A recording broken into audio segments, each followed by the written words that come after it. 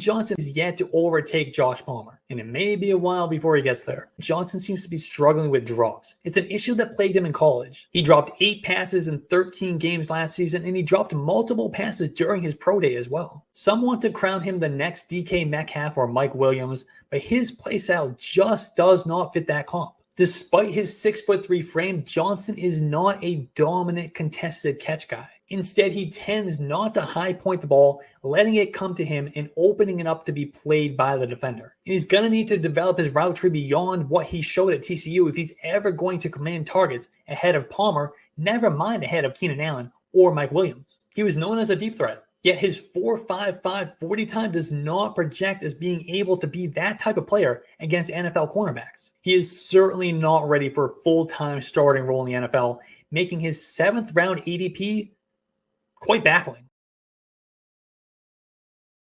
I would never victory lap a player being bad.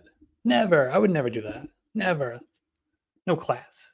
No class. You can't victory lap a player for being bad. I sure as hell can victory lap myself being right. And that's what we're doing. Quinton Johnson, man. What? I've been waiting a week, 6 days. 6 days to talk about Quinton Johnson. With the holiday, we had no show, no video during the week.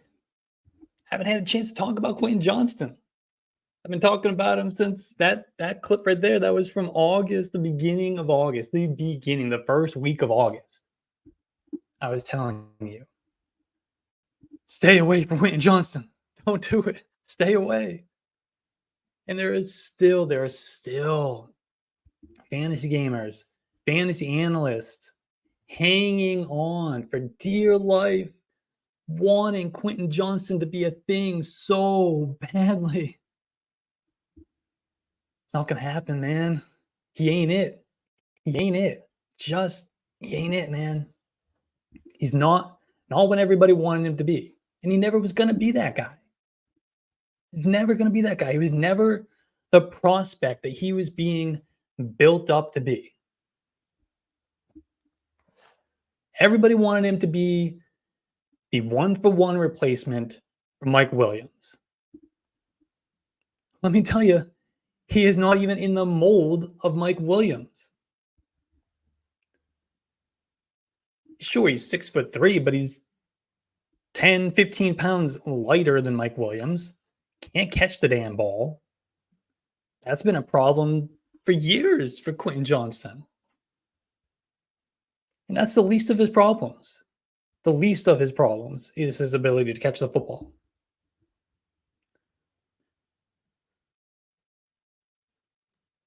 It's just time. It's time. If you have been holding on, just holding on for dear life for Quinton Johnson, just hoping he was going to be a thing, it's over, man. It's time to let go. It's time to let go.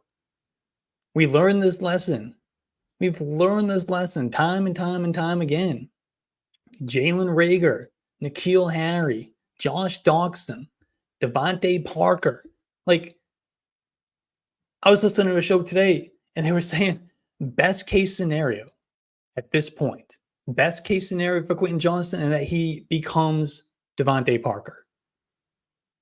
A couple of years into his career, he finally has a little mini breakout, and then he's just a serviceable replacement level guy from here on out. But let me tell you, where Devontae Parker wins, when he does win, which is rare, but when he has had success over the last 5 years, Devontae Parker gets there because he's good in contested catch situations. He's not a separator. He's not a route runner. He gets there because he can win in contested situations. That's what he's good at. Okay. Guess what? Quinton Johnson is not good in contested catch situations either. At least Devontae Parker can hang his hat on that. Quinton Johnson can't hang his hat on anything. He doesn't have the speed to be the vertical threat that he was in college. That's not going to fly at the NFL level. He's not fast enough at the NFL level. It's not going to happen. But I just we need to get that off my chest. I've been talking about Quinton Johnson for months, and it's just so much fun to be right, right? It's so much fun to be right. We get so much wrong in this industry, so much wrong. We gotta take a minute to celebrate when we get it right. We've got a lot right this year. Yards per fantasy across the board.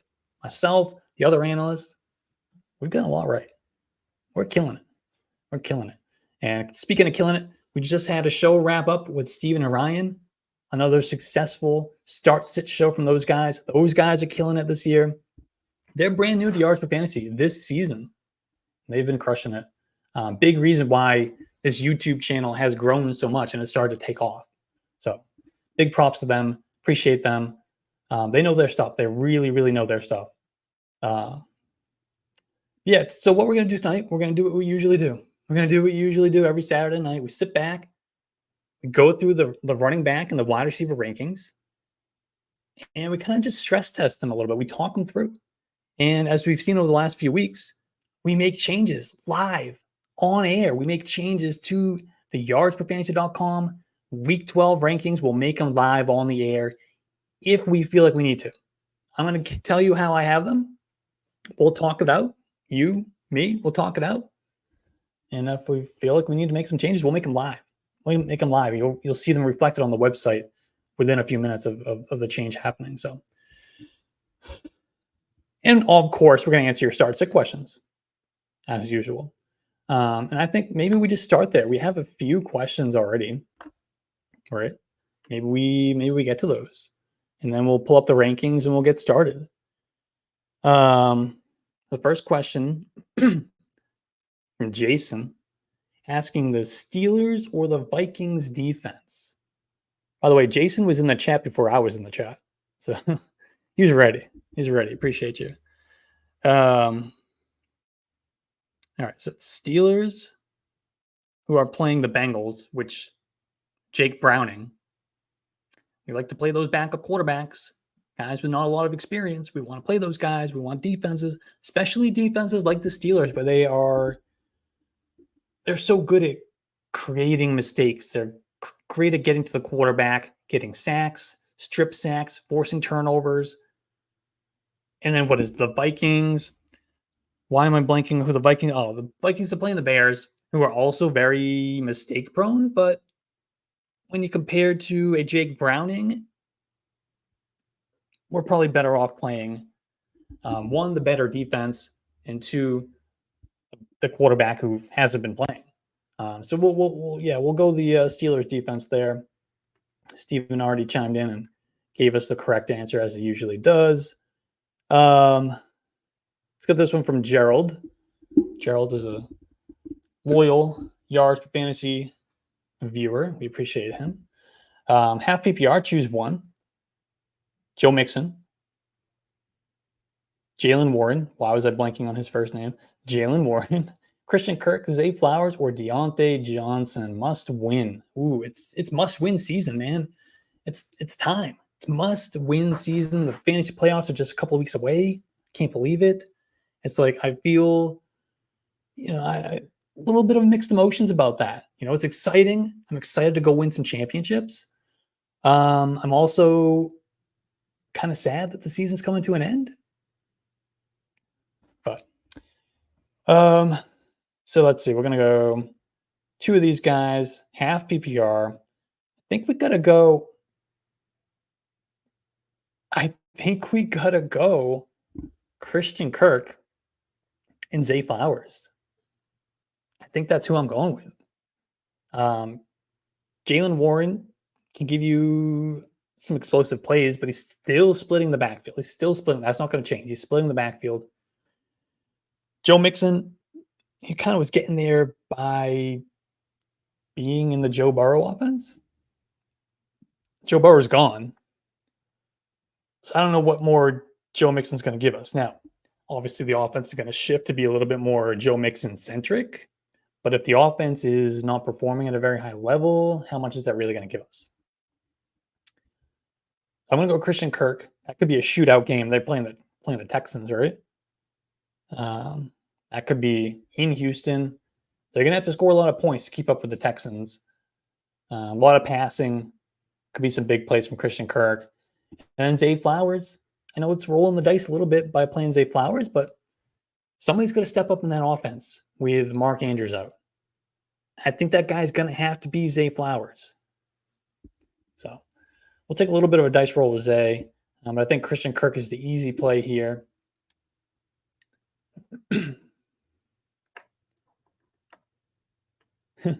Maybe Quinton Johnson turns out to be Gabe Davis.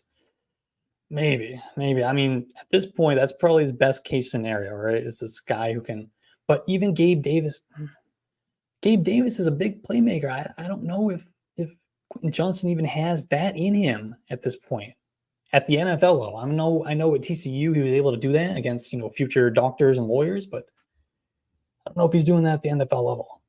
And not like Gabe Davis is this. Gabe Davis is still not good of a player, but he's usable. At least he's usable. Being the next Sky Moore is probably more likely. R.I.P. Sky Moore. This is a guy I did like a lot coming out. And then I was out, and then I got tricked to coming back in during training camp, and yeah, that didn't work out. Yeah, we don't want to talk about Sky Moore. All right, appreciate you, Steven. All right, let's get to these rankings. That's what we're here for, right? We're here to talk about some running back and wide receiver rankings. I think we'll start with the running backs. So let me kind of fumble my way through to share the screen. And there we go. Pull up the running back tiers. Now my laptop is terrible, so it probably is going to want to reload the screen that I already pre-prepared before the show. And then my laptop's terrible, so it's going to take a minute to actually load. We should have been doing that while we were answering the questions, but that's all right. That's okay. We're here. We made it. Not too bad. All right. Running back rankings are pretty easy, right? At least at the top. Every week, Christian McCaffrey. Always in that stud tier.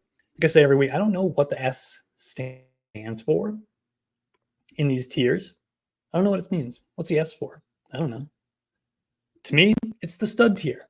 So that's what we call it. Studs. That's where we put the studs. And the studs of all the studs is Christian McCaffrey. Easy. Doesn't matter the matchup. He gets there in the passing game. He gets there in the running game. He gets in the end zone every week. Don't sweat it. Oh, wait. This is what we got to remember. This is why it's a little bit different this week. I forgot. Christian McCaffrey already played. Do we really need to rank him? I don't think we do. I think we'll do this as just the players that we have left. Just the players. I know a quarter of the league has played already, which makes this show a little bit different than it usually is. Wake up. Hello. All right. So that means Travis Etienne is our number one running back remaining for the week. So I guarantee you that will not be the last time I make that mistake in this show tonight. Got to remember all these guys have played already. So just yell at me in the chat every time I do it. We'll have a million comments by the end if that's what we do. Definitely don't make it a drinking game because you will not survive tonight. All right. Travis Kelce, Travis Etienne is our number one running back for the week. We were just talking briefly about the Jaguars-Texans game. I expect that game's going to be one of the shootouts of the weekend. It's going to be one of the shootouts. CJ Stroud's playing so well. Trevor Lawrence is up and down week to week, but he's good enough to keep up with an offense like the CJ Stroud Texans. And I think they're going to score a lot of points on both sides of that, which could give us some explosive plays from Travis Etienne, could give us some red zone and goal line opportunities for Travis Etienne to get in the end zone. So Travis Etienne, easy RB1 this week. He's in that stud tier since we don't have Christian McCaffrey remaining. And I think we'll put Jonathan Taylor in that same tier. So usually we have Christian McCaffrey all by himself up there.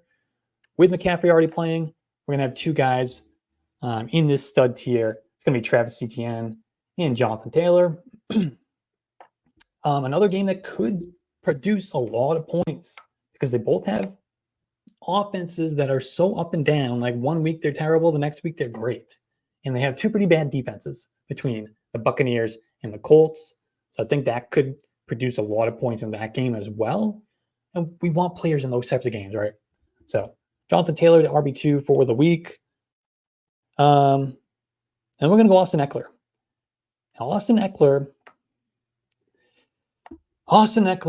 we might have to have a conversation about Austin Eckler pretty soon. I don't think we're there yet. A couple more weeks, we may have to have a conversation about Austin Eckler. How much is left in the tank? Not quite there yet. We'll give him a couple more weeks, but he's gonna have to prove it this week. Tough Ravens defense, tough matchup against the Ravens.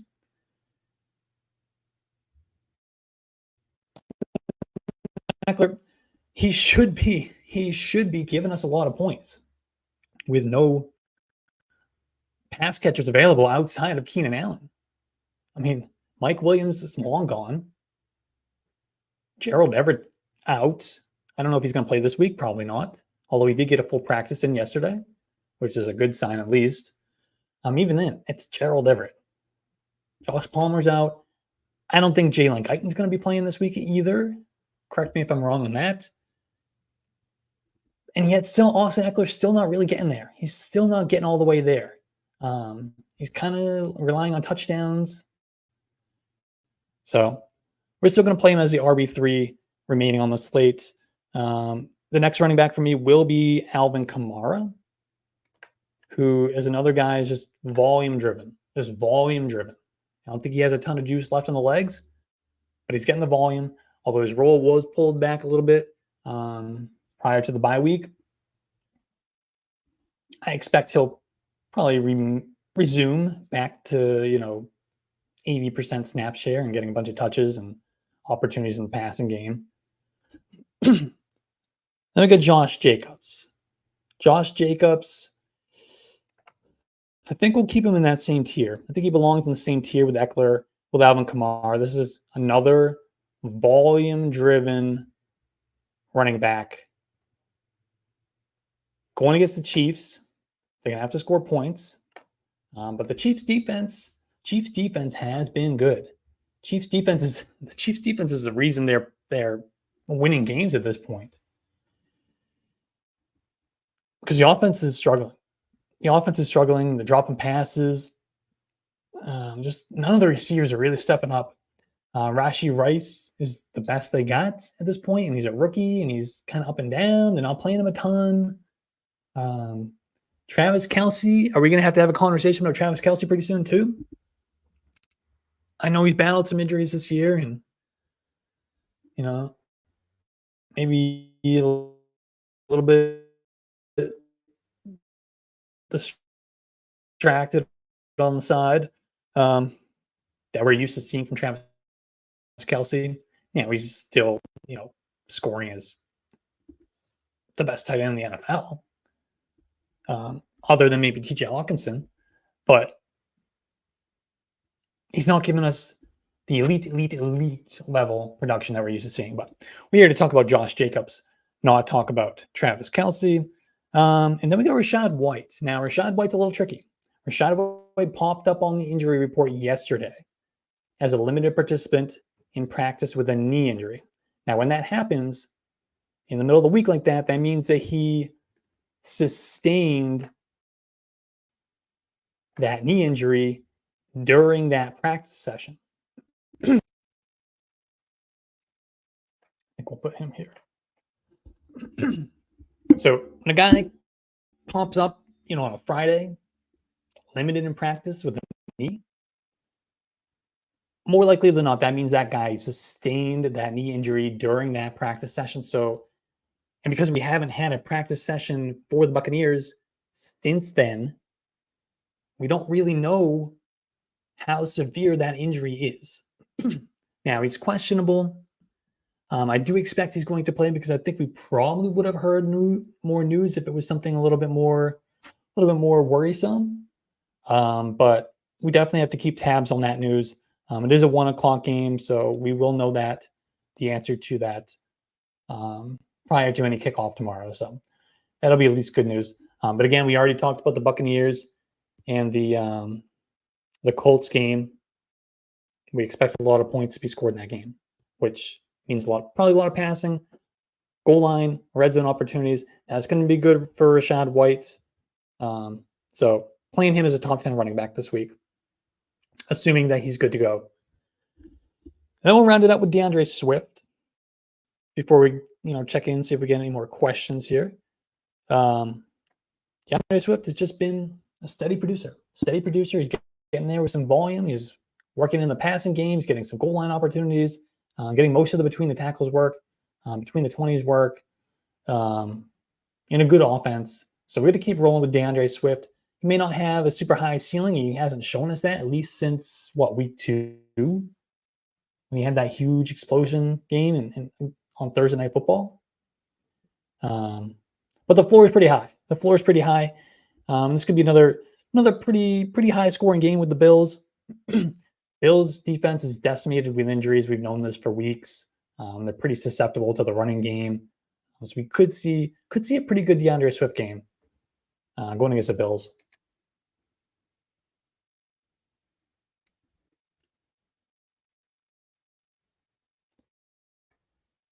All right, thoughts on Justin Watson. Will he be the wide receiver 1 on the Chiefs?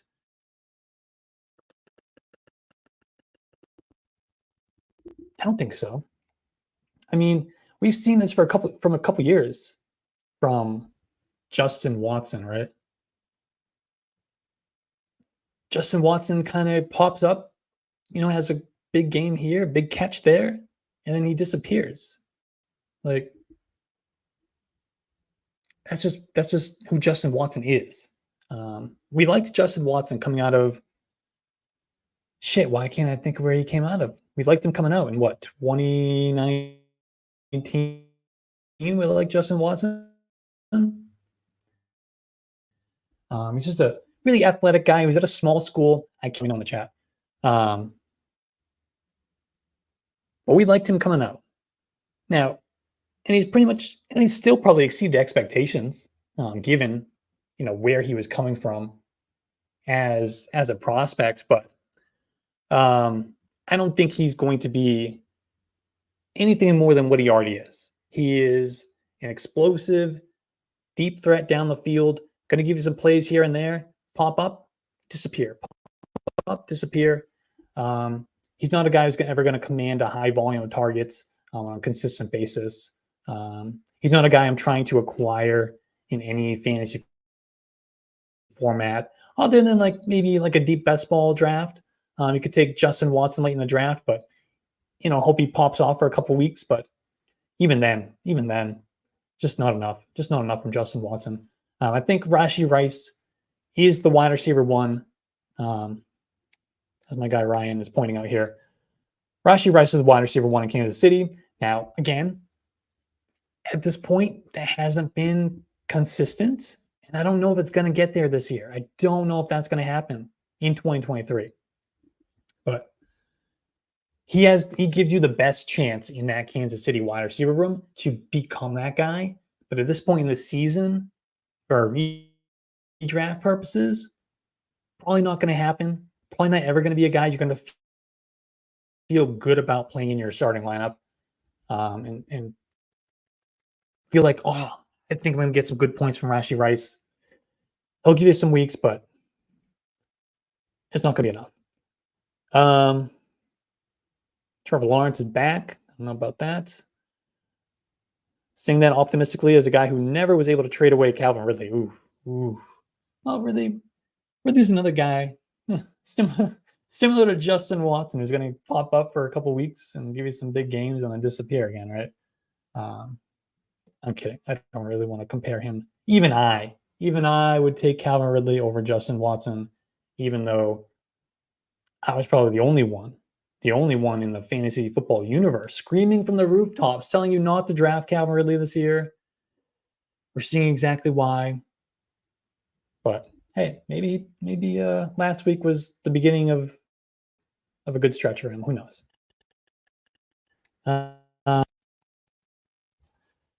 Mexico.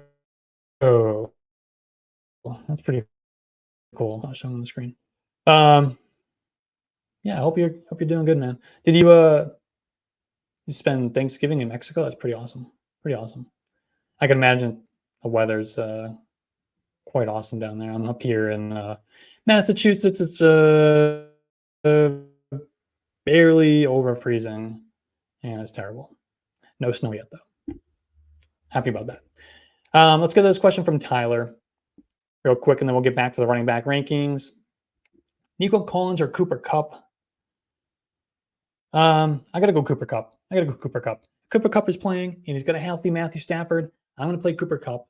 I know lately it hasn't been the same. He hasn't been really giving us much of anything, really. But I'm gonna trust Cooper Kupp. I'm gonna play him. Because I think the floor is probably about the same for Nico Collins as it is for Cooper Kupp, right? And the ceiling is certainly a hell of a lot higher for Cooper Kupp. Right now in Houston, it's a Tank Dell show. It's a Tank Dell show. So yeah, let's go Cooper Kupp there. All right, let's get back to these running back rankings, and we'll answer a few more questions. We left off at DeAndre Swift. After Swift, Saquon Barkley. Saquon was a guy the last week I was telling you, sell him. Get out. Because Tommy DeVito can't operate a competent offense. And then they go out and they play the Commanders. And he looked kind of competent, which I don't know what happened. I don't know if he woke up in the morning and mom made him a good breakfast and said, "Here you go, son. Got your laundry done, got your breakfast going." And he just played well. But that's pretty much what happens when you play the Commanders. So now we're going to go back to the Patriots, who their defense hasn't been great, but they're certainly better than the Commanders. And the Patriots offense is not going to incentivize the Giants offense to have to do a hell of a lot of anything. So this could be the ugly game of the year, by the way. Remember a few weeks back when the Giants and the Jets played against each other, how disgusting that game was offensively? We could see that again against the Patriots. Patriots-Giants is going to be pretty gross. We don't know who's starting at quarterback, although I would put a lot of money on it. That's going to be Mac Jones. Mac Jones is still going to start. Mac Jones is starting tomorrow. Breaking news. Mac Jones is starting for the Patriots against the Giants. No quarterback change. Yeah. I still don't feel great about playing Saquon Barkley.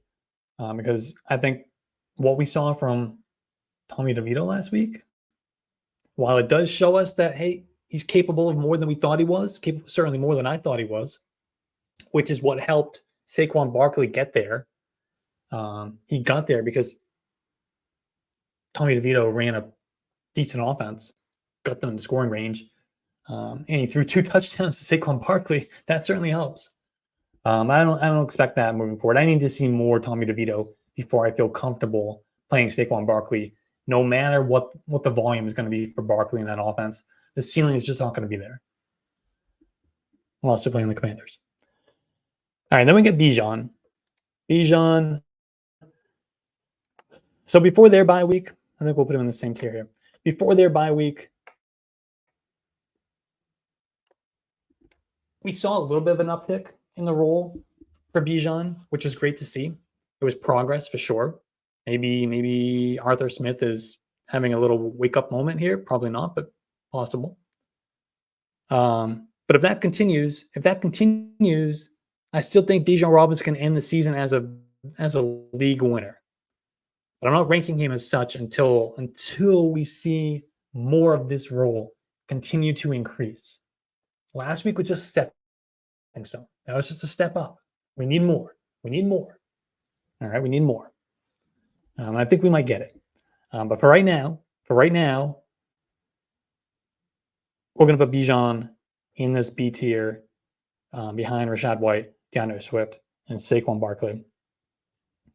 And that brings us to Isaiah Pacheco. So we got the news that Jerick McKinnon is going to be out. Jerick McKinnon's not going to play. Now, Jerick McKinnon hasn't been eating into Isaiah Pacheco's role the same amount that he was last year, which has been great, which has been a huge reason why Isaiah Pacheco has had such a great season. So, but, of course, with McKinnon not playing at all, that's going to open up even more opportunities in the passing game for Isaiah Pacheco. Less coming off the field, right? Less coming off the field. Now, of course, we'll see a little bit of CEH and a little bit of Michael Pirine. But I don't think those guys are going to be on the field the same amount that we see on Jerick McKinnon. And then we have the matchup with the Raiders. This could be the get-right opportunity, the get-right matchup for that Chiefs offense, which has been struggling. Especially coming off a game where the passing game was really, really not good, and the running game looked good. The running game looked good last week.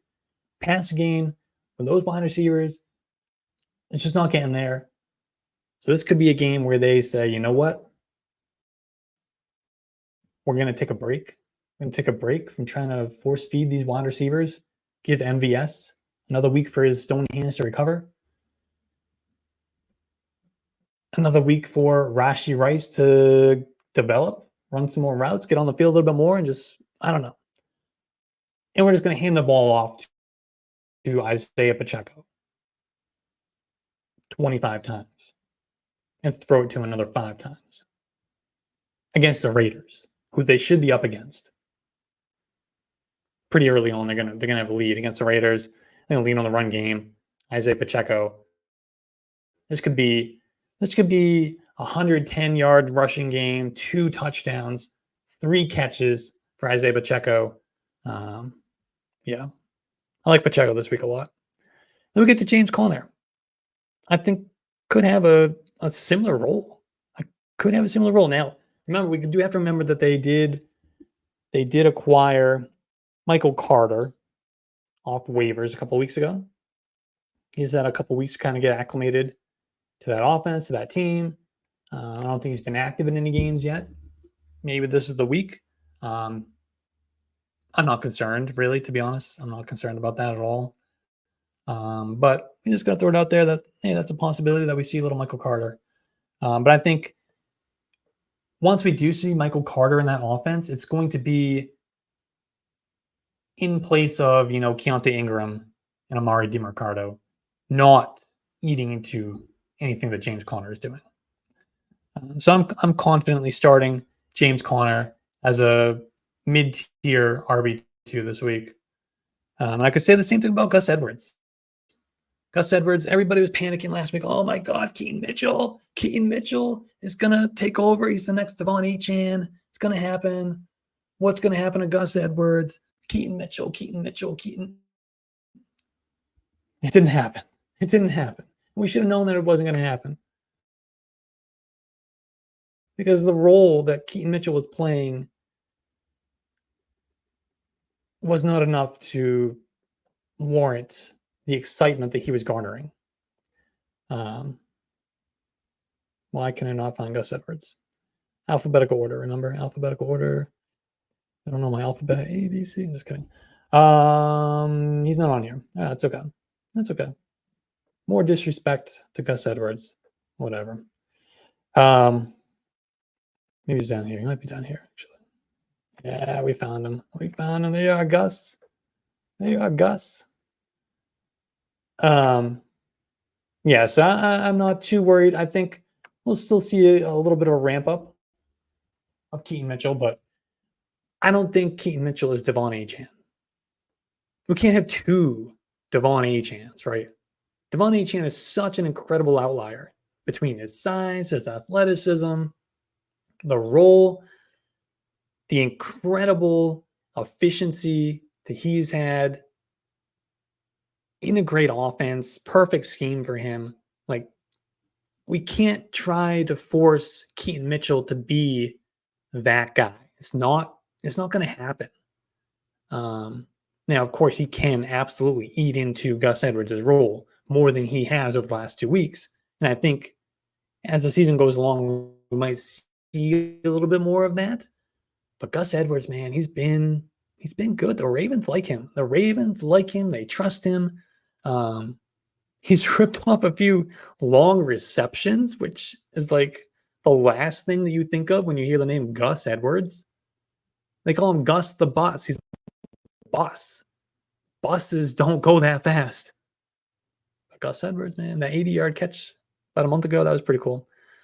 And the Chargers are very susceptible to the run. Very susceptible to the run. So this could be a really nice Gus Edwards game.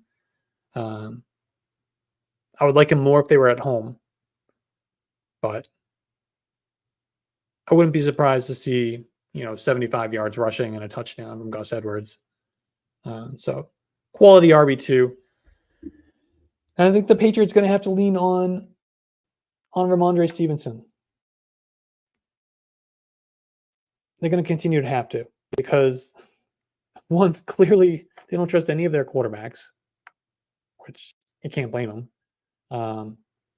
You also can't blame the quarterbacks too much when you're putting out the wide receivers that they're putting out. I mean, Demario Douglas, an undrafted free agent, or maybe he was a 7th rounder. I think he was like a 6th, 7th rounder. Either way, I should know this. I'm a Patriots fan. When Demario Douglas is your best wide receiver and it's not even close, you got a problem. You got a big fucking problem. Juju Smith-Schuster has the knees of a 90-year-old man. Remember the report before the season that his knees were about to explode at any time? They could explode at any moment. They haven't exploded yet, but they're certainly not helping him be a quality NFL caliber wide receiver. So it's going to continue to be the Ramondre Stevenson show in New England. How great is that? Really? Not that great, because the offense is terrible. The offensive line is terrible. There's no threat in the passing game for defenses to have to worry about. Yeah. So we don't feel super confident about Ramondre Stevenson. He's a mid RB2 at absolute best. That's his absolute ceiling. Gotta hope he catches some passes. I'm gonna hope that he falls into the end zone if the Patriots ever get down there. Tank for Caleb, please. Tank for Caleb. And that's the thing, that both of these teams, they're tanking, but they're tanking unintentionally. It's not on purpose. But just keep doing what you're doing, please. As a Patriots fan, we want that number 1 pick, please. Let's do one more running back, and then we'll get to some questions if we have any. Raheem Mostert already played. Don't make that mistake again, Alex. Derrick Henry would be the next running back on the list for me. And this is another guy who is in a terrible offense, behind a terrible offensive line. He is losing snaps at an alarming rate to Tajay Spears. And that's because they're always playing in negative game scripts constantly. And a guy like Derrick Henry in this point of his career just can't get there in negative game scripts. Behind that offensive line, he can't get there. He can't do it.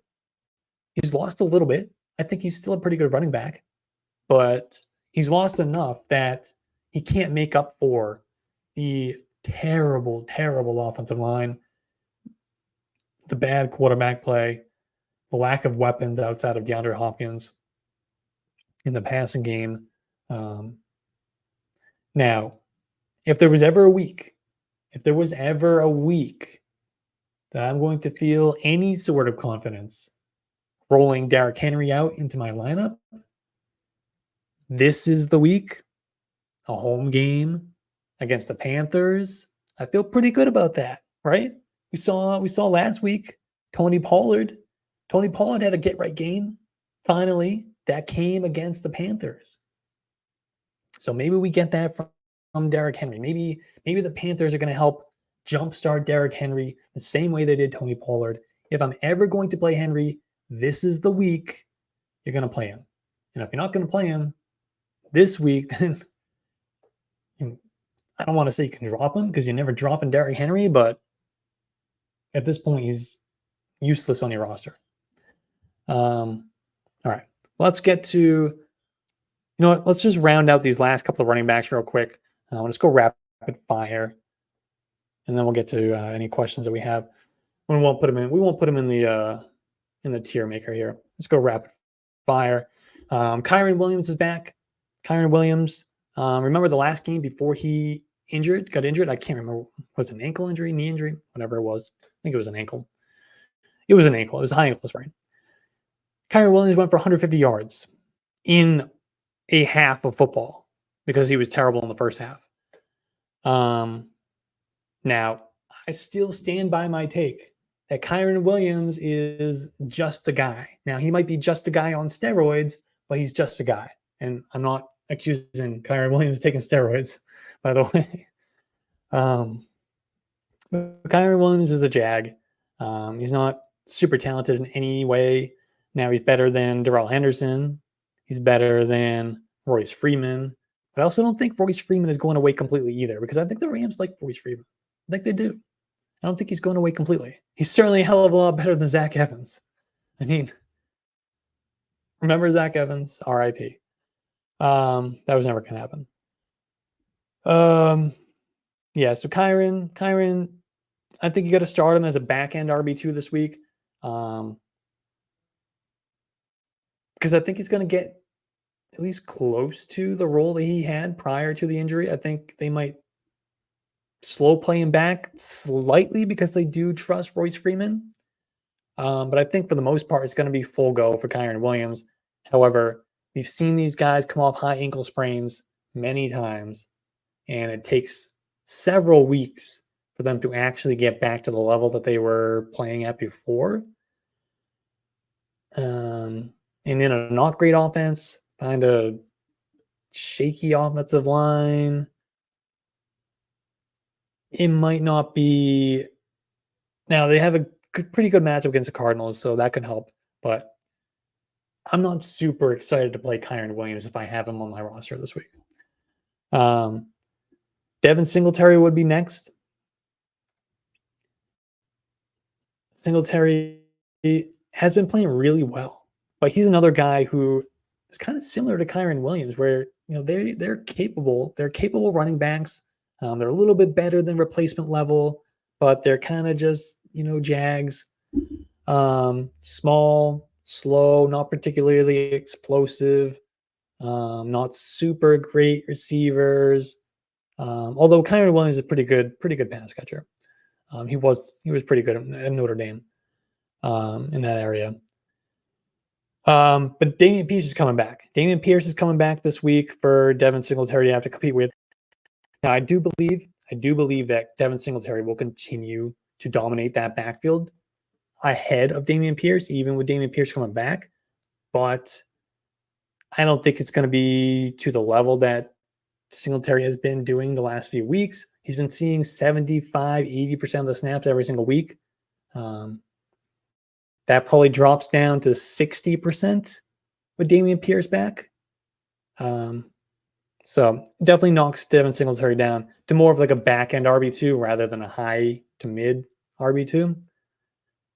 Then I think we'll wrap it up with Jerome Ford. Jerome Ford, good matchup against the Broncos, who are very susceptible to running backs. They've been better of late, but there's still a lot of running backs having success against the Broncos. Certainly, Kareem Hunt isn't much of a threat of anything. Pierre Strong had a couple good runs earlier in the year, but otherwise he's barely seeing the field at this point. So with backup quarterback, they're going to have to rely and lean on the running game with Jerome Ford. And I think this could be a decent week to play Jerome Ford. All right, that wraps up the running backs. If you have any questions, drop them in the comments, and then we'll get to the wide receivers. Here we go.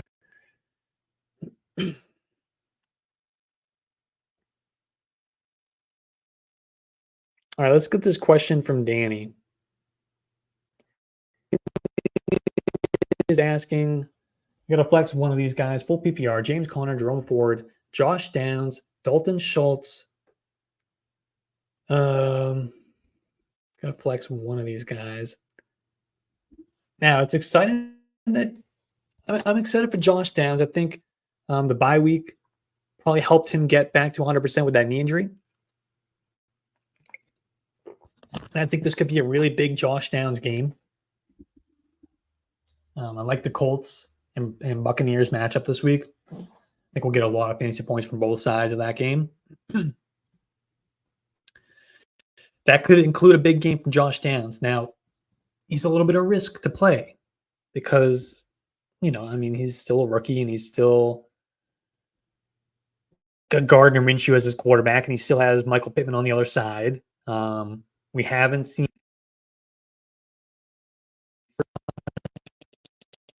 And remember, prior to the bye week when they were in Germany against the Patriots, Josh Downs played a very limited role in that game because of the knee injury. Like I said, I do think he'll probably be close to 100%, but we don't know for sure. There's still some risk there. So I think because of that, I'm going to play James Conner. I trust his role the most of all these players, outside of Dalton Schultz, of course. But I'm going to play the running back over the tight end if I have the opportunity to do that. So I'm going to play James Conner. Hope he gets in the end zone, catches a few passes. I think Kyler Murray has that offense almost back to full strength.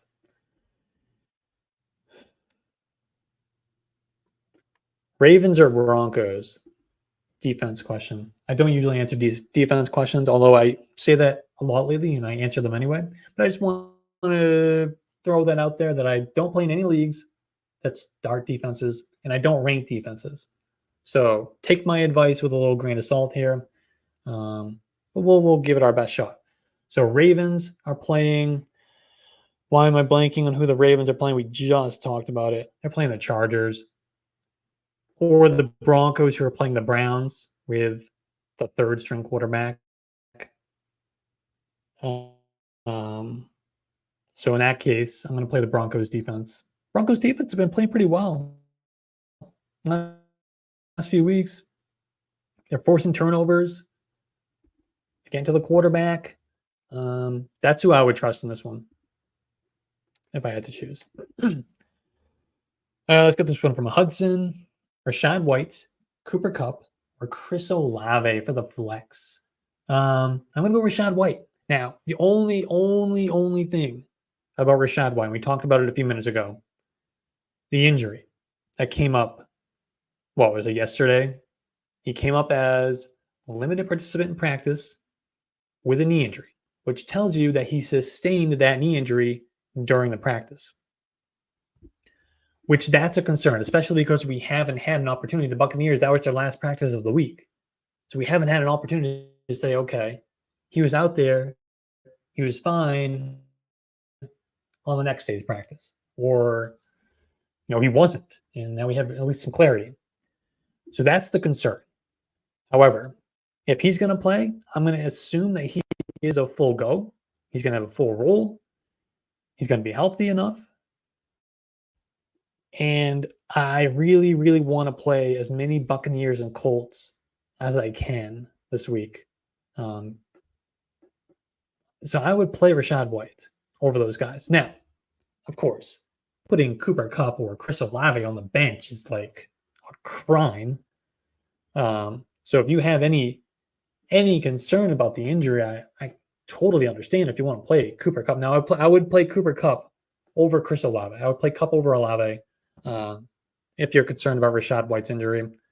But if it's me, and Rachaad White's active, he's good to go. There's no negative reports, between now and kickoff. I'm going to play Rachaad White. All right, let's help Eric out here. Let's see, full PPR. I'm going to start 2 running backs, 2 wide receivers, and a flex. We got Bijan Robinson, Saquon Barkley, Rachaad White, Nico Collins, Tank Dell, Michael Pittman. The guy I'm playing against has CJ Stroud. All right, we're going to play 2 running backs here. So we're going to play Bijan Robinson. No, I'm sorry. We're going to play Rachaad White for the same reasons we just talked about. And we're going to play Saquon. Because at least we know with Saquon that even if, the Tommy DeVito offense caps the ceiling a little bit, which it didn't last week, but I do expect that it will more often than not moving forward, because they're certainly not going to get to play the Commanders every week. But at least we know that Saquon Barkley is going to carry the ball 20 times. He's going to be targeted 5 times. We know the rule. We know Saquon Barkley is getting a ton of opportunity. So we'll play him over Bijan. We're definitely going to play Rachaad White because I think he gives you both the floor and the ceiling in that game going against the Colts. So playing as the 2 running backs. And then the flex, we're definitely playing Michael Pittman for the same reason I keep talking about with that Colts-Bucks game. A lot of points coming in that game. Most likely that game's going to be like 35-31. Also a chance that it could be 13-10. But I'm going to play optimistic, and I think that game's going to shoot out. So I'm going to play Michael Pittman as one of the wide receivers. And then it comes down to which Texan do we want? Which Texans wide receiver do we want? I think we're going to go Tank Dell at this point, right? Tank Dell has given us better weeks, more often than not at least, than a Nico Collins. We are going to get to the wide receiver rankings here shortly. And I do have Tank Dell ranked ahead of Nico Collins. So I'm definitely going Tank Dell there. Feel pretty confident with that. Then we get to the flex. So do we play Nico Collins over Bijan, which is what it comes down to? I think if we're going to play Tank Dell, then I think we're going to play Bijan at running back. And we're going to keep Nico on the bench and just hope that Dell is the Texans wide receiver that goes off. Hopefully Bijan, they'll continue to crank up his role. He'll have a good game. That's where I would go. So to recap, for Eric, we're playing Rachaad White and Saquon as the 2 running backs, playing Michael Pittman, Tank Dell as the 2 wide receivers. And then we're going to play Bijan Robinson in the flex.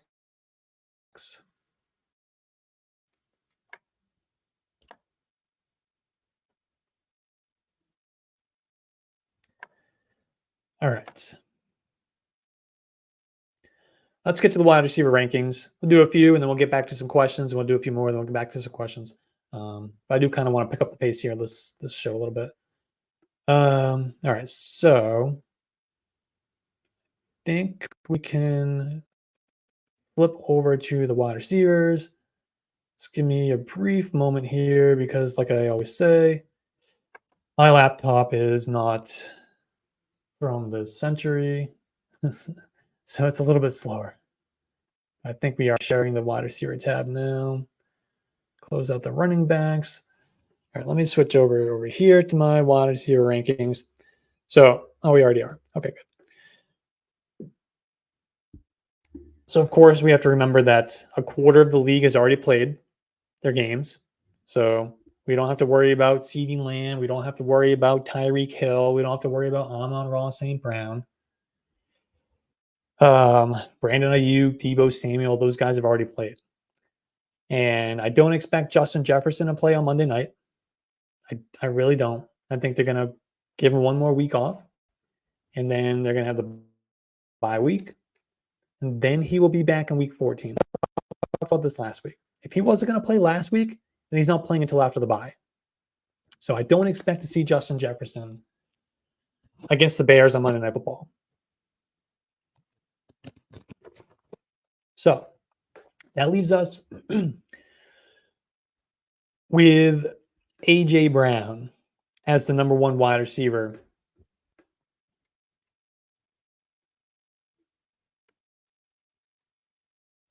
for Week 12. All right. If my laptop cooperates, we'll be able to drag him up here to the S tier. But that is a pretty big if at this point. All right. So after A.J. Brown, so obviously, like I said, we don't have to worry about CD Lamb. We don't have to worry about Tyreek Hill. We don't have to worry about Amon-Ra. They've already played. So after A.J. Brown is Stephon Diggs. So I think we'll leave A.J. Brown in that S tier, the stud tier, all by himself, right? Do you guys agree with that? Keep A.J. Brown by himself up there. And we'll start a new tier with Stephon Diggs. That sound about right? Sounds good to me. So here's Diggs. Drag him up here.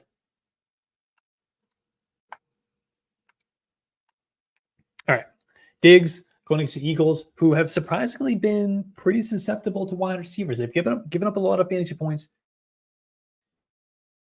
to opposing wide receivers, despite having two quality starting cornerbacks.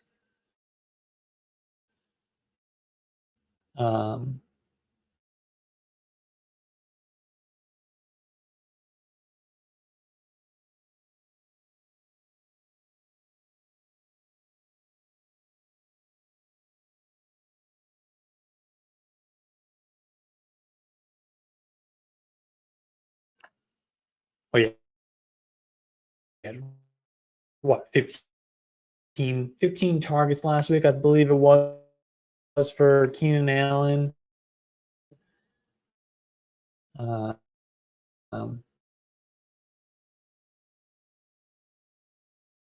Jefferson, that's really no surprise, right? We know his role. We know what he is when he's healthy. He's the go-to guy. He's going to continue to be that guy. And then Mike Evans. Mike Evans would be the next wide receiver. I think we'll start a new tier with Mike Evans. Not a whole lot to say about Mike Evans. We already talked about the Buccaneers and the Colts game. I think there's going to be a lot of points in that game, which is going to be great news for Mike Evans. The Colts have given up so many fantasy points to wide receivers. I think we could see both Mike Evans and Chris Godwin get there for us this week going against the Colts, especially in Indy, on that turf, indoors, no weather to have to worry about. Yeah, it's going to be a track show. Lots of points scored in that game, I think. We could see multi-touchdowns from Mike Evans against Indianapolis. And look at Cooper Kupp. Cooper Kupp's kind of tricky. Cooper Kupp has not been given as much in fantasy football over the last month, right? He's had his injury issues. And we had the game where Matthew Stafford injured his thumb, and then he missed the next week, and we had to deal with Brett Rippon, who we completely destroyed on the show last week. I apologize to Brett and his family. Sure, he's a good dude. Awful quarterback, but I'm sure he's a good dude. So Cooper Kupp's a little tricky, especially when you also have to compete with Puka Nacua, who is like the mystery of all mysteries this year. And then another guy who's really tricky to rank this week is Jamar Chase. So he would be my next wide receiver here. And I think, again, we start a new tier with Jamar Chase because now we have no Joe Burrow. Now, the thing is, for me, I thought Jake Browning he wasn't great. All right. He wasn't great when he came in for Joe Burrow last week, but he looked semi-competent. He looked like he could push the ball down the field a little bit. He could get the ball to his wide receivers, at least one of them, and that would be Jamar Chase. And we see a lot of times, I talk about this a lot, where these backup quarterbacks come in for their injured starters, and it's these secondary pass catchers in the offense that kind of become irrelevant. We see their target shares come way down. The volume for them is way down. The fantasy points just fall off a cliff. Usually the wide receiver one, especially when it's a stud like a Jamar Chase, those guys, more often than not, those guys can survive the quarterback change, the backup quarterback, because those backup quarterbacks come in and they're not going from read to read to read to read. They're not going through their progressions like the starters do. They lock in on their one guy. They lock in on Jamar Chase. And if he's not there, it's more often than not, it's going to be, they're going to get sacked, they're going to throw it away, or they're going to take off and run with it. So this is really not going to be good for T. Higgins when he comes back. I think T. Higgins, if you have T. Higgins in any redraft leagues this year, and if you need a roster spot, you can drop T. Higgins. I don't think at any point the rest of this season that you're going to feel comfortable starting T. Higgins in your lineup, right? Between his injuries, he struggled a little bit this year on his own, and then now also having to deal with Jake Browning at quarterback. I think it's over for T. Higgins for the year, right? And I think you could probably say the same about Tyler Boyd. We're not going to trust Tyler Boyd at any point. So I'm comfortable starting Jamar Chase. I don't think the ceiling is going to be there for what we're used to seeing from a Jamar Chase, but he's still going to give us enough where he can get to a low-end wide receiver fantasy production. Michael Pittman. I don't want to keep talking about this game, but as you already know, I want to play all my Colts, all my Buccaneers this week. I think that game is going to be a really, really fun shootout. I think Michael Pittman could be a really big part of it.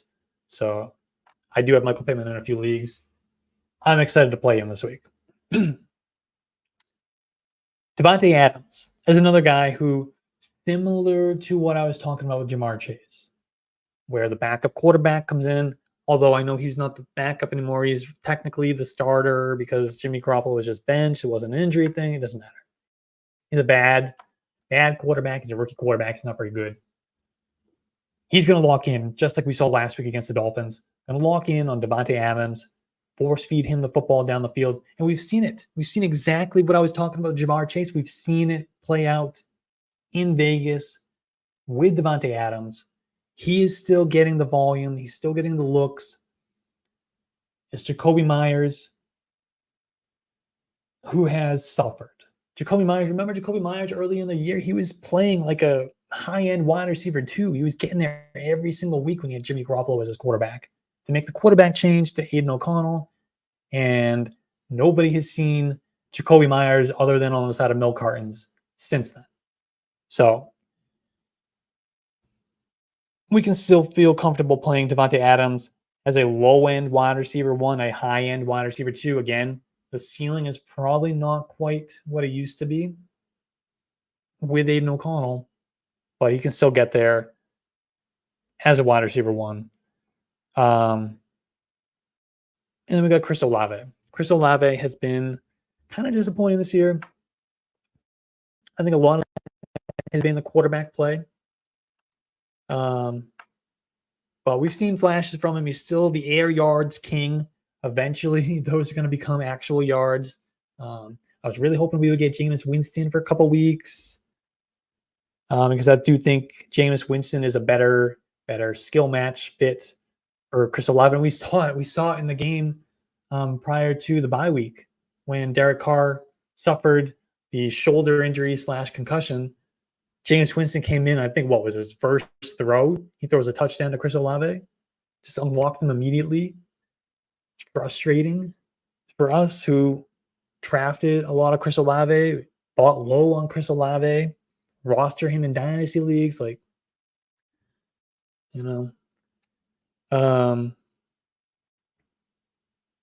You guys want to get to some questions? We have a few questions in here. Let's get to these real quick, and then we'll continue the rest of the wide receiver rankings. Let's see. Let's get this one from Simp. Full PPR. Need to flex 2 of these guys. We got Bijan Robinson, we got Calvin Ridley, Dalton Kincaid, Drake London, James Conner, or James Cook. So we need 2 of these guys. I think we're going to play Dalton Kincaid. Dalton Kincaid has been playing so well. Even as a tight end, I'm going to play him in the flex. I'm comfortable with that. So we're going to play Kincaid. And then it comes down to, do we want to play James Conner? Do we want to play Bijan Robinson? Do we believe that what we saw from last week with Calvin Ridley, is that going to happen again in back-to-back weeks? Probably not. But if there was ever going to be a week where I'm going to feel comfortable and confident starting a Calvin Ridley, it's probably going to be the week against the Texans. Well, there's going to be a lot of points scored, a lot of passing. So I think we're going to play Kincaid. And I think I'm going to play Bijan. I think I'm going to play Bijan. Next for me, I know that's not part of the question, but I think next for me would be Calvin Ridley. Maybe a James Conner. I think Calvin Ridley is very risky. I think he would be probably your highest ceiling play here, just based on what he did last week, but also a shootout environment, possibly with the Texans. So, but I think I'm going to play Kincaid. I'm going to play Bijan Robinson.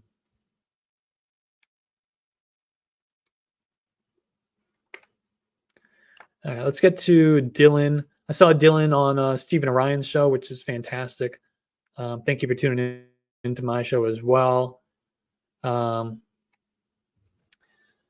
right, let's see. We got full PPR. We need some upside on this first one. We need a flex play with Marquise Brown, Josh Downs, Kareem Hunt, and James Cook. So if I need upside here, this one's easy. This one's easy for me. If I need upside, we're certainly not playing Kareem Hunt if we need upside. And we're certainly not playing James Cook if we need upside.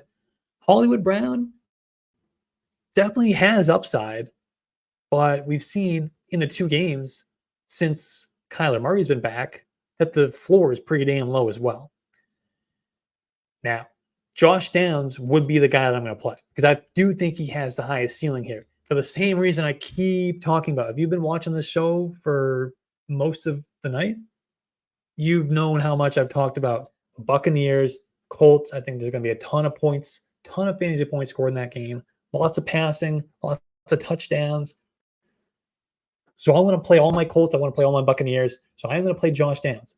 The only concern that I have with Josh Downs, other than the fact that, obviously he's got Gardner Minshew as his quarterback and he's got Michael Pittman on the other side to compete with for targets. Only concern is, remember, prior to the bye week, Josh Downs had a knee injury. He was limited, very, very limited in that game. He came into it with the knee injury, and they played him sparingly in that game just to keep him fresh. Now, obviously, he was good enough to be out there, so I think with the bye week, he's probably pretty close to 100%, so I'm going to be confident in playing him, but that is the only concern. But I think Josh Downs gives you a ton of upside here. He would be the play for me pretty easily for the number 1 question. Let's get to the second part. Pick one wide receiver, DJ Moore or Calvin Ridley. Yeah, I do like. Yeah, it's tough because I think they both have pretty good matchups this week. I'm probably leaning DJ Moore. I think we got to lean DJ Moore here. I do think it could be a Calvin Ridley week, but we've seen so many floor games from Calvin Ridley this year and a lot of really good games from DJ Moore when he has Justin Fields as his quarterback. So I'm going to trust DJ Moore. If there's any way I can get Calvin Ridley into my lineup, I'm probably going to do it because I think they're could be a shootout opportunity there with the Texans and the Jaguars. But if I'm picking between him and DJ Moore, I'm going to go DJ Moore. And let's pick one running back here. Jerome Ford, Devin Singletary, or James Conner. I'm going to go James Conner. Here. He's got a pretty good matchup. And with Singletary getting Dameon Pierce back, there's a little concern that his opportunities come down from like 80% to 60%, which could make the difference between him and James Conner. Could be a good Jerome Ford week as well, but I'm going to go Conner. And then the last one, we got Odell Beckham, Amari Cooper, Ty Chandler, or Keaton Mitchell. So this is the toughest one for sure. Now, if you want the ceiling play here, which is what you kind of asked for, it's probably Keaton Mitchell in the hopes that they turn his role, turn the dials up on his role a little bit.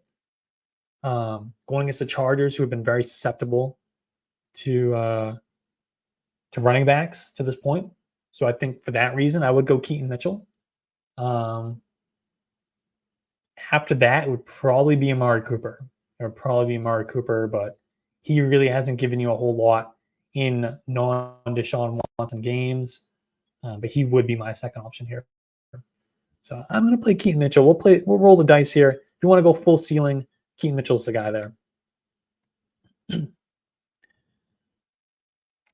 Henry, Pittman, or Jamar Chase at the flex this week. Now, as you can see on the screen, I do have Jamar Chase ranked one spot ahead of Michael Pittman. So I'm probably going to go Jamar Chase. Definitely over Derrick Henry. Although, as I talked about earlier, I do think if there's ever a week you're going to play Derrick Henry, this is the week.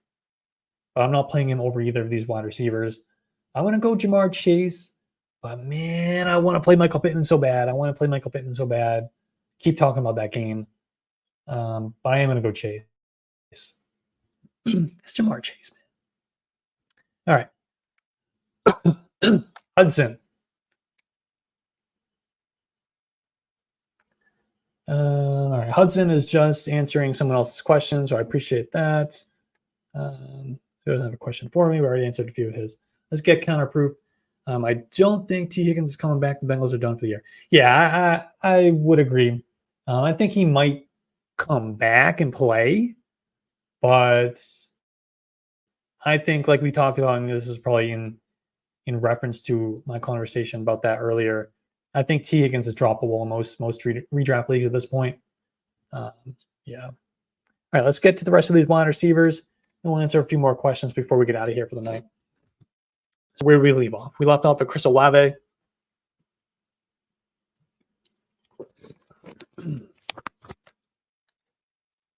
Who is the wide receiver 9 on the screen, but if we include the guys who played on Thursday and Friday, he's my wide receiver 13 for the week, which makes Christian Kirk my wide receiver 14.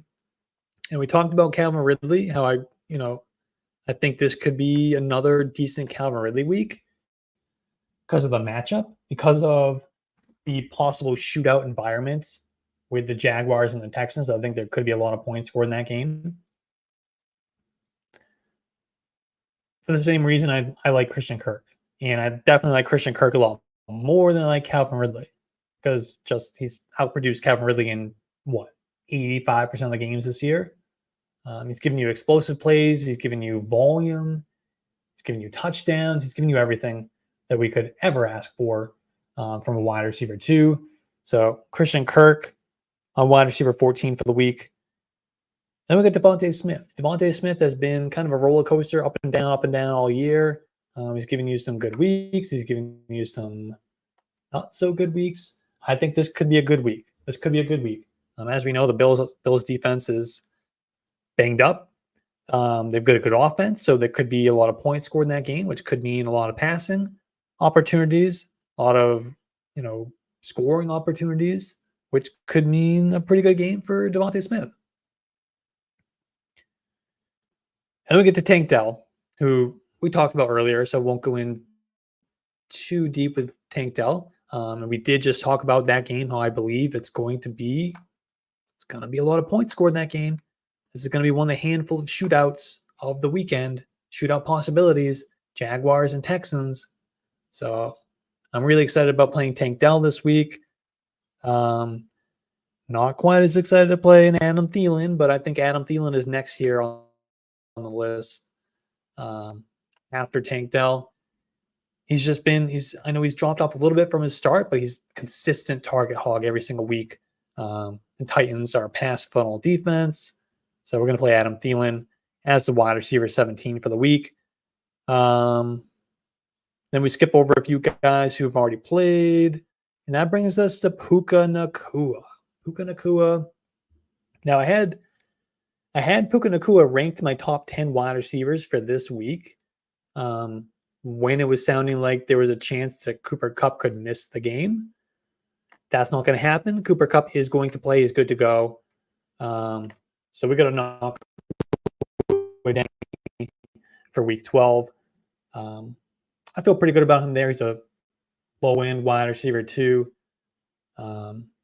He's been productive in a few games alongside Cooper Kupp, so we can still get there for sure. And I think Kyler Murray being back for the Cardinals definitely helps, because I think the Cardinals are going to present more of a threat offensively for the Rams to have to keep up with, which is always what we want. When we have guys in, a wide receiver, incentivizes their offense to throw the ball more, score more points, keep up with the opposing offense. So I think it could be a pretty decent game for Puka Nacua. And then DJ Moore would be my wide receiver 21 for the week. And we've already touched on DJ Moore. We had a question about DJ Moore earlier. He's played really well when he's had a healthy Justin Fields. Plain and simple. I know it started out slow the first 3 weeks or so, but since then, anytime Justin Fields has been on the field, DJ Moore is giving you wide receiver 2, wide receiver 1 weeks almost every single time. So I'm comfortable and confidently starting DJ Moore. Vikings don't have the greatest defense in the world, and I think there could be a pretty decent amount of points scored in that game on Monday Night Football. Should be a fun game. I think Bears Vikings could be a really fun game on Monday night this week. I'm kind of glad they didn't flex that one out. I think this was the first week of the year where, and the first time ever, that Monday Night Football is allowed to flex games in and out. I think they made the right decision to keep Bears Vikings. I think it's going to be a good one. And then we'll just go rapid fire for the next few. Round out the low end wide receiver 2s. I won't put them in the tier maker here. So after DJ Moore is DeAndre Hopkins. That could be kind of an ugly game with the Panthers. Probably low scoring, probably not a ton of passing, but it's still DeAndre Hopkins, so we got to play him. Jordan Addison, no Justin Jefferson. I don't think Justin Jefferson is going to play this week. I'm going to see him in week 14 after the bye. Good matchup against the Bears. Addison has played well. And Josh Dobbs has played well. So I think, we could get a pretty decent game. Low-end wide receiver 2 game from a Jordan Addison. And then that's Nico Collins, Marquise Brown, Zay Flowers, Calvin Ridley, rounding out the rest of the wide receivers that I have inside my top 30 that have not played yet. In week 12, because remember, a quarter of the league, it's so weird, a quarter of the league has played already between Thursday and Friday. That's kind of weird. Made this show a little bit different than usual. But that's all right. So let's see. Before we get out of here, we'll answer some more questions. Like usual, I will be back tomorrow, 12:20. And all we do is answer starts of questions all the way up to kickoff. So we do that every week. I'm excited about that. But if you have any now, get them in there. We'll talk now. I got nowhere to be. Let's talk. Except for bed. But I took a really long nap late this afternoon. So I got plenty of energy, plenty of time. We don't need to go to bed quite yet. All right. I got this one from Benjamin. We got Calvin Ridley, Josh Downs, or Demario Douglas at the flex. Let's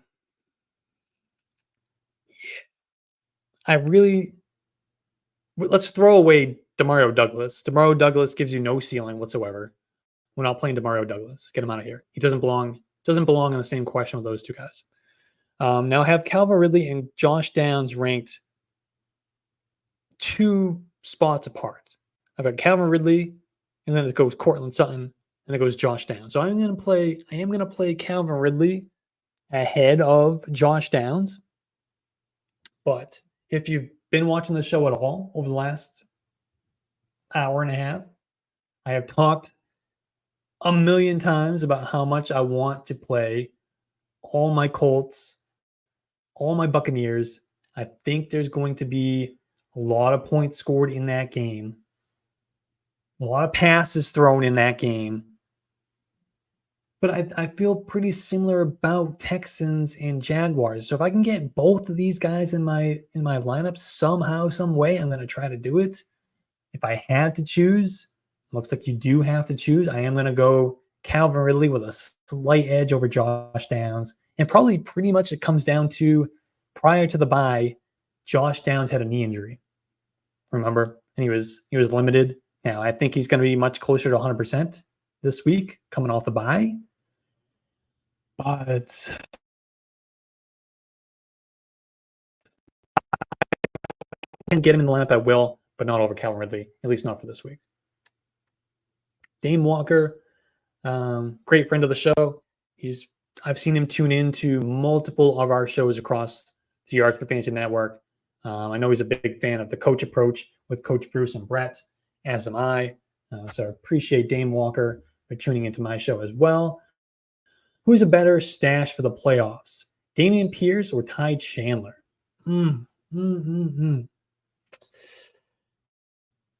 That's a tough one because Dameon Pierce is in a really good Texans offense. But he's been in a really good Texans offense all year, and he lost his job to Devin Singletary. And when you lose your job to Devin Singletary, something ain't right. So I don't know if we can really trust Dameon Pierce. Now, I'm a big Ty Chandler truther. I was really disappointed last week that we didn't get a full bell cow Ty Chandler opportunity game last week. Somehow, Alexander Mattison was able to play coming off of the concussion. He didn't miss a game. So I was disappointed about that. And we still saw Ty Chandler have a pretty productive game. Not knowing their schedules off the top of my head, we won't factor that in. Yeah, Ty Chandler, man. I think I want to lean Ty Chandler because if anything happens to Alexander Mattison, I think it could be wheels up for Ty Chandler. He runs in the 4.3s. He's over 200 pounds. He's explosive. He's got some passing game chops. He was a pretty good pass catcher at North Carolina. I think we've seen enough from Dameon Pierce. I think the Texans feel the same way. The Texans have seen enough of Dameon Pierce this year. That's why they turned it over to Devin Singletary. Now I don't think they're going to give Pierce his job back. So we're going to go Ty Chandler.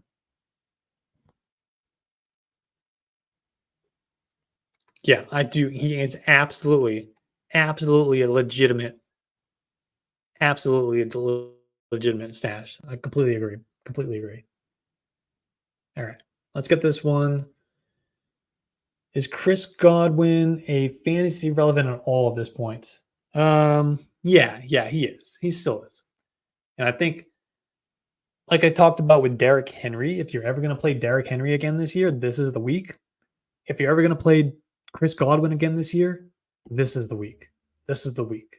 Now, I'm not saying you got to go and play him. He's my, wide receiver 35 on the week. So he's barely a wide receiver 3 for the week. But I think it's could be a really fun game, fun matchup against the Colts. So if you're ever going to play him, this is the week. And if you're thinking about dropping him, maybe hang on to him for one more week. And then let's see if he doesn't produce against the Colts, feel free. All right, pick 2. This is Silver Rapture.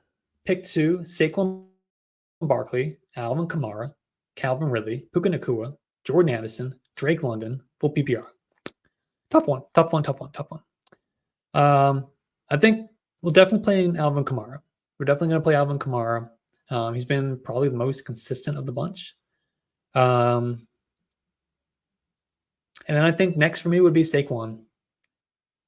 The only thing is I don't think Saquon gives you a ton of ceiling against the Patriots, stealing that Tommy DeVito offense. I know it happened last week, but I need to see it one more time from Tommy DeVito before I feel comfortable to say like Saquon has its usual ceiling. Yeah, I think we're gonna play the two running backs. We're gonna go Kamara and Saquon Barkley there. They're getting a ton of volume.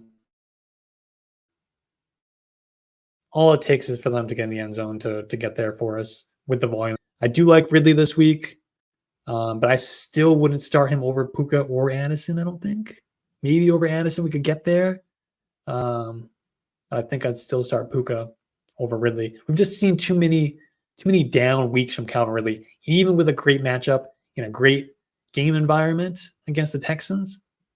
I think Ridley can get there, but even then, we need to see back-to-back weeks like last week for Calvin Ridley for me to really feel super comfortable starting him over some of these guys that you have available. So I'm going to go with the two running backs.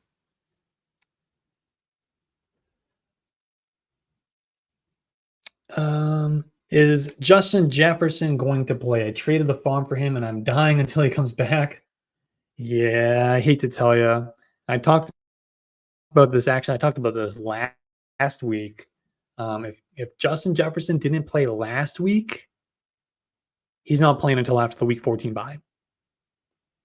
Not going to happen. Now, there's been positive news about him this week. It sounds like he's back up to full speed, which is great. Like, fine. Like, all right, he's running full speed. That's great news. So he's very close. He is very close. But I think at this point, they've got the bye in week 13. They're just going to say, you know what? Let's just give him 2 more weeks. Let's sit him out in week 12. He's got the bye, and then he'll be back in week 14, just in time for your fantasy playoffs. But yeah, I feel you there. A lot of people drafted him 101, right? Drafted him 101, or they traded for him like you did. We're just waiting. Waiting. I'm really intrigued to see how Josh Dobbs does when he has Justin Jefferson available to him. I think that could be fun. That could be fun. I think I don't know if there's going to be that big of a drop, but yeah, if you're hoping he plays this week, in which it sucks because he's on Monday night, so we're never going to know in time to play your other options.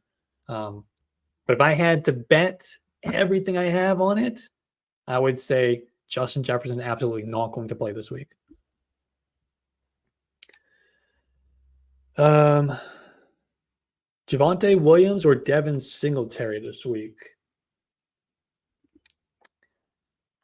I think we still see Singletary. Singletary would have been the easy choice if Dameon Pierce wasn't coming back.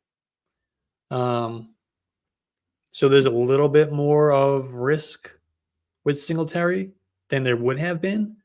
But like I talked about earlier, I think what we've seen in the last few weeks is we've seen an 80% snap share from Devin Singletary. I think maybe with Dameon Pierce coming back, that probably comes down to 60%. I think it's still going to be a heavy Devin Singletary backfield. So I'm still going to play Devin Singletary. I have him ranked as my RB23. He's a low-end RB2. If Pierce wasn't playing, he'd probably be more like RB15, 14. Either way, I am going to play him over Javonte Williams because Javonte Williams still has Samaje Perine in that backfield. Jaleel McLaughlin is still hanging on just a little bit, a little mini role in that backfield as well.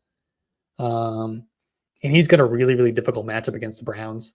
The Browns defense has been ferocious this year. They've been as close, old school, dominant defense as we've seen in a long time.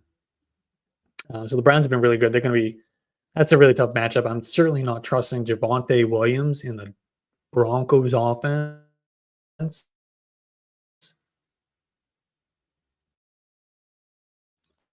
against the playing. All right. Let's get this one here. Jelly of the month.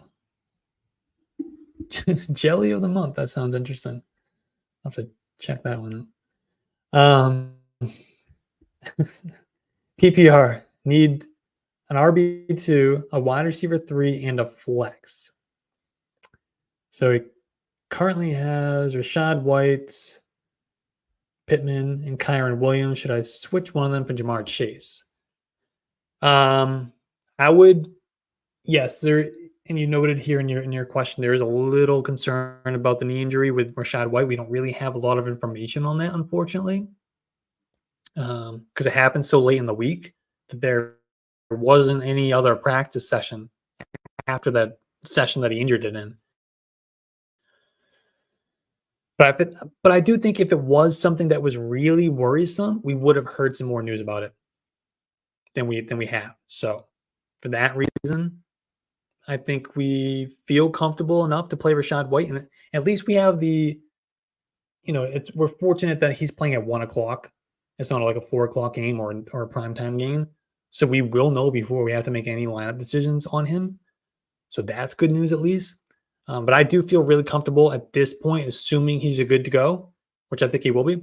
I'm comfortable playing Rachaad White. I've said it a million times in the show tonight, but I want to play all my Buccaneers, all my Colts this week, especially Rachaad White, and especially Michael Pittman as well. Now, I would put in Jamar Chase over Kyron Williams. Kyron Williams.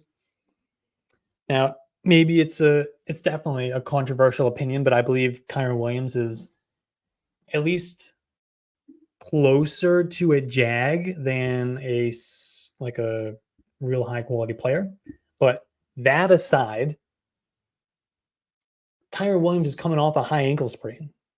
And we've seen time and time again over the years, these guys coming off a high ankle sprain who, even once they're back on the field, it takes them several weeks to get back to full strength and to back to full production like they were giving us prior to the injury, right? So that's definitely a concern with Kyron Williams. So I'm definitely playing Jamar Chase over him. In the flex. And with Jamar Chase, obviously we know Joe Burrow is not going to be there. But if you were ever going to trust a wide receiver with a backup quarterback, it is going to be the stud wide receiver one, like a Jamar Chase. Because those backup quarterbacks, they come in and they tend to lock in on that number one stud player. And just everybody else suffers, but the number one can still survive. Now, he's probably not going to have the same high ceiling that he would, the wide receiver 1, wide receiver 2, wide receiver 3 type of weeks that we could get from him when he has Joe Burrow at quarterback. But he could still be, mid to low wide receiver 1. Comfortable playing Jamar Chase. And so I would play him over Kyron Williams. And then the second part of your question. Oh, this is actually a new question, new person. Michael Pittman or Mike Evans? I would play Mike Evans over Michael Pittman. But man, I would love to play them both. I would love to play them both. I have them both ranked as wide receiver 1s this week. And you can see that on the screen. So I like them both a lot this week. There's going to be a lot of points in that game. A lot of fun plays for fantasy between the Colts and the Buccaneers. Now, if I have to choose, like I said, I'm going to play Mike Evans. So, but if that's the end of the questions, like I said, I'll be back tomorrow at 12:20, answering start-sit questions all the way up to kickoff. And you can find me in the Yards Per Fantasy Discord at any hour of the day. Just find the link to that on yardsperfantasy.com. You can also find my rankings on there. And you can find our start-sit tool where you can just plug in a couple players and it'll spit out who I would start based on my rankings. That's yardsperfantasy.com/start-sit. Just download the Yards Per Fantasy app. Just go to the App Store, search Yards Per Fantasy, download that bad boy, and you'll be good to go. We got you covered. But other than that, I'm going to leave you with the same way that I started the show, which is some Quinton Johnson fun. But yeah, I do appreciate everybody tuning in.